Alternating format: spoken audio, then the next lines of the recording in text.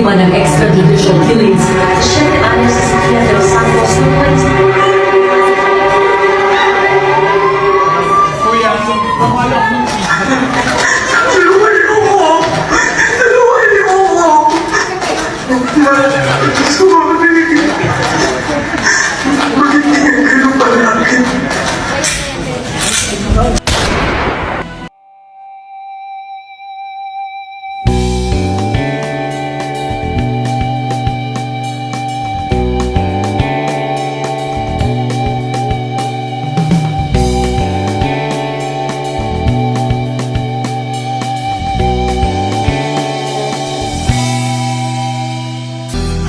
Habang may tatsulok at sila ang nasa tuktok, di matatapos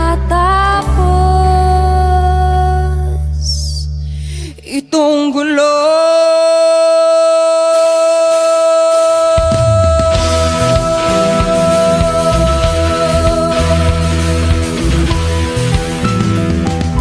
Toto'y bilisan mo ang takbo.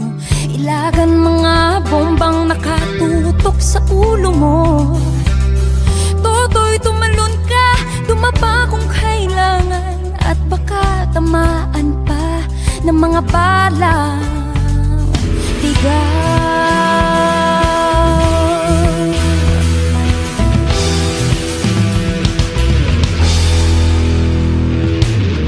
Toto'y makinig ka, huwag kang magpagabi. Baka pagkamalat ka't humandusay dyan sa tabi. Toto'y alam mo ba kung ano ang puno-dulo ng di matapos-tapos na kaguluhang ito? Hindi pula't dilaw, tunay na maghalaban. Ang kulay at tatak ay di siyang dahilan. Hanggat marami ang lugmok sa kahirapan, at ang hustisya ay para lang sa mayaman. Habang may tatsulok at sila ang nasa tuktok, di matatapos itong gulo.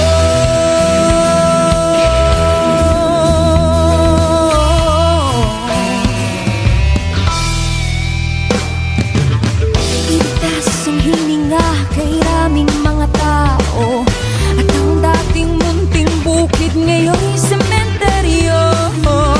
Toto'y kumilos ka, balik na rin ang tatsulok, tulad ng dukha na ilagay mo sa tuktok.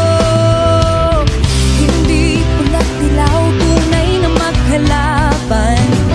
Ang kulay at tatak ay di siyang dahilan. Hanggat marami ang lugmok sa kahirapan, at ang hustisya ay para lang sa mayaman. Habang may tatsulok at sila ang nasa tuktok, di matatapos itong gulo.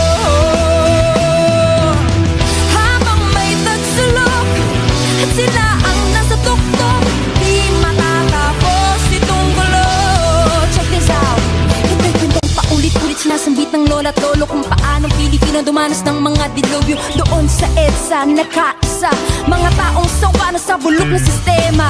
Hindi bala kundi kanta kanilang nagkising data. Sama-samang puso't isip sang layunin nila, muling alalahanin ating gunitain. Sakripisyo na gawa sa kabataang tulad natin. Hey!